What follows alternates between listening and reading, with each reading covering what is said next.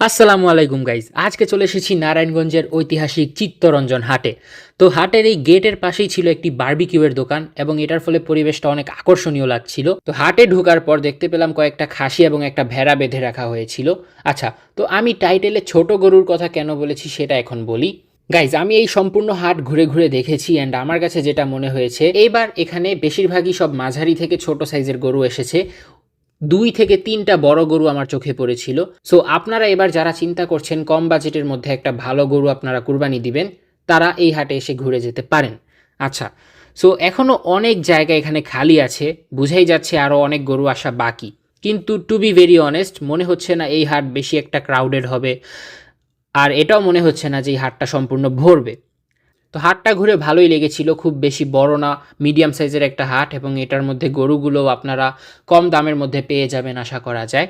So ভিডিওটা কেমন লাগলো সেটা অবশ্যই কমেন্ট করে জানাবেন অ্যান্ড ইনশাল্লাহ আরেকটি ভিডিওতে দেখা হবে। সবাই ভালো থাকবেন, সুস্থ থাকবেন। আসসালামু আলাইকুম।